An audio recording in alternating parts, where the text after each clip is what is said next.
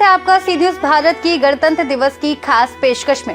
देश का 77वां गणतंत्र दिवस आने वाली 26 जनवरी को मनाया जाएगा। ये दिन हर एक देशवासी के लिए बेहद खास दिन है, क्योंकि इस दिन हर नागरिक को उसके मूलभूत अधिकार मिले। तो चलिए आने वाले कुछ मिनटों में आपको बताएंगे गणतंत्र दिवस की कुछ खास बातें। 15 अगस्त 1947 को भारत आजाद हुआ, लेकिन देश को असली पहचान मिली 26 जनवरी 1950 को। यही वो दिन था जब भारत ने खुद का संविधान अपनाया और औपचारिक रूप से दुनिया के सबसे बड़े लोकतांत्रिक गणराज्य के रूप में खड़ा हुआ। गणतंत्र दिवस सिर्फ झांकी और परेड का आयोजन नहीं, बल्कि ये उस ऐतिहासिक फैसले की याद है जब भारत ने कहा, अब हम अपने कानून खुद बनाएंगे। चलिए आगे आपको बताते हैं, आजादी के बाद भी क्यों अधूरा था भारत। बहुत कम लोग जानते हैं कि आजादी के बाद करीब 2.5 साल तक भारत ब्रिटिश कानून यानी गवर्नमेंट ऑफ इंडिया एक्ट 1935 से ही चला। तकनीकी रूप से तब भी ब्रिटेन का राजा भारत का संवैधानिक प्रमुख था। भारत के पास अपना कोई स्थायी संविधान नहीं था और 26 जनवरी 1950 को जैसे ही संविधान लागू हुआ, भारत ने पूरी तरह से विदेशी शासन की कानूनी छाया से खुद को मुक्त कर लिया। लेकिन इसी के साथ सवाल ये आता है, जनवरी ही क्यों चुनी गई? 26 जनवरी की तारीख कोई सहयोग नहीं था। दरअसल 26 जनवरी 1930 को कांग्रेस के लाहौर अधिवेशन में पूर्ण स्वराज की घोषणा की गई थी और संविधान सभा चाहती थी कि जिस दिन भारत ने आजादी का संकल्प लिया था, उसी दिन उसे कानूनी रूप से पूरा भी किया जाए। यही वजह है कि संविधान लागू करने के लिए 26 जनवरी को चुना गया।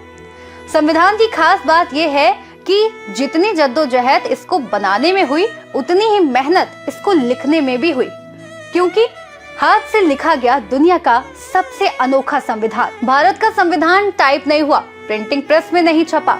इसे प्रेम बिहारी नारायण रायजादा ने पूरी तरह हाथ से लिखा, जबकि नंदलाल बोस और शांति निकेतन के कलाकारों ने इसे भारतीय कला, संस्कृति और परंपरा से सजाया।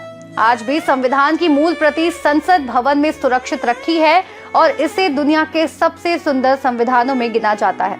आगे बात करेंगे राष्ट्रपति की शाही बग्गी और लोकतंत्र का संदेश। पहली गणतंत्र परेड में राष्ट्रपति नहीं, राजा जैसा जुलूस था। पहले गणतंत्र दिवस पर भारत के पहले राष्ट्रपति डॉक्टर राजेंद्र प्रसाद शाही बग्गी में सवार होकर परेड स्थल पहुंचे। ये दृश्य बताता है कि भारत ने राजशाही छोड़ी, लेकिन लोकतंत्र को गरिमा और सम्मान के साथ अपनाया। ये परंपरा आज भी गणतंत्र दिवस पर निभाई जाती है। 26 जनवरी 1950 को भारत के पहले राष्ट्रपति डॉक्टर राजेंद्र प्रसाद घोड़े नहीं बल्कि शानदार शाही बग्गी में सवार होकर परेड में पहुंचे। ये परंपरा आज भी निभाई जाती है। चलिए आगे आपको बताते हैं किंग्सवे से कर्तव्य पथ तक की कहानी। जिस सड़क पर आज परेड होती है, वह कभी किंग्सवे कहलाती थी। अंग्रेजी सत्ता का प्रतीक थी। गणतंत्र बनने के बाद ये जनता की ताकत का मंच बनी। 2022 में इसे कर्तव्य पथ नाम दिया गया, ताकि अधिकारों के साथ कर्तव्य का भी संदेश जाए। लेकिन ये परेड कोई आम परेड नहीं होती है। चलिए आपको बताते हैं परेड के पीछे छिपे रणनीतिक संदेश। गणतंत्र दिवस की परेड सिर्फ सांस्कृतिक प्रदर्शन नहीं, बल्कि भारत की सैन्य शक्ति, एकता, कूटनीति का प्रदर्शन भी है। हर साल मुख्य अतिथि का चयन भारत की विदेश नीति का संकेत देता है। गणतंत्र दिवस की परेड पहले दिल्ली से बाहर भी होती थी। 1950 से 1954 तक परेड कभी इरविन स्टेडियम, कभी रामलीला मैदान, कभी लाल किले। 1955 से राजपथ स्थायी स्थल बना। इस साल के 26 जनवरी 2026 गणतंत्र दिवस मुख्य अतिथि इस वर्ष भारत के 77वें गणतंत्र दिवस यानी 26 जनवरी 2026 पर पहली बार 2 मुख्य अतिथि आमंत्रित किए गए। ये है यूरोपीय आयोग की अध्यक्ष उर्सुला वॉन डेर लियन और यूरोपीय परिषद के अध्यक्ष एंटोनियो कोस्टा। ये पहला मौका है जब किसी देश के राष्ट्रीय अध्यक्ष या प्रधानमंत्री के बजाय यूरोपीय संघ के शीर्ष नेतृत्व को मुख्य अतिथि बनाया गया। आमंत्रण प्रक्रिया पूरी हो चुकी है और नई दिल्ली ब्रुसेल्स द्वारा औपचारिक घोषणा हो चुकी है। ये भारत EU संबंधों को मजबूत करने का बड़ा कदम है। इसी के साथ आपको आगे बताएंगे कि गणतंत्र दिवस से जुड़े अनसुने और रोचक तथ्य। गणतंत्र दिवस से जुड़े अनसुने और रोचक तथ्य। भारत ने आजादी के बाद 2 साल तक अपना संविधान नहीं अपनाया। 15 अगस्त 1947 को भारत आजाद तो हो गया, लेकिन देश 26 जनवरी 1950 तक ब्रिटिश कानून गवर्नमेंट ऑफ इंडिया एक्ट 1935 से ही चला। इसीलिए 26 जनवरी को भारत ने खुद को पूर्ण गणराज्य घोषित किया। 26 जनवरी की तारीख संयोग नहीं, आपको हमने पहले भी बताया, ऐतिहासिक रणनीति थी।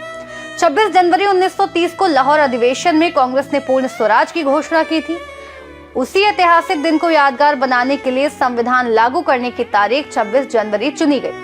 संविधान की असली कॉपी टाइप नहीं, हाथ से लिखी गई। भारत का संविधान आपको बताया गया कि प्रिंटिंग प्रेस में नहीं छपा, इसे प्रेम बिहारी नारायण रायजादा ने हाथ से लिखा और नंदलाल बोस और शांति निकेतन के कलाकारों ने सजाया। ये दुनिया के सबसे सुंदर संविधानों में से एक भी माना जाता है। भारत का संविधान दुनिया का सबसे लंबा लिखित संविधान है। जब लागू हुआ तब इसमें 395 अनुच्छेद और 8 अनुसूचियां थी।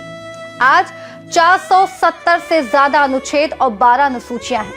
ये कई देशों के संविधान मिलाकर भी बड़ा है। गणतंत्र दिवस की रात कुछ फैसले गुप्त रखे जाते हैं। 26 जनवरी की आधी रात के बाद कई वीरता पुरस्कार, कुछ रणनीतिक घोषणाएं तुरंत सार्वजनिक नहीं की जाती। कारण राष्ट्रीय सुरक्षा और कूटनीति। संविधान लागू होते ही भारत किंग से जनता के हाथ में गया।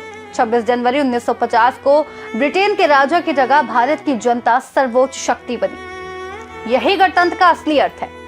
26 जनवरी 1950 से पहले सत्ता राजा के पास थी। उसी दिन के बाद सत्ता भारत की जनता के हाथ में आ गई। यही गणतंत्र का असली अर्थ है, जनता का शासन, जनता के लिए और जनता के द्वारा। गणतंत्र दिवस सिर्फ राष्ट्रीय अवकाश नहीं, ये उस दिन की याद है जब भारत ने खुद को खुद से आजाद किया।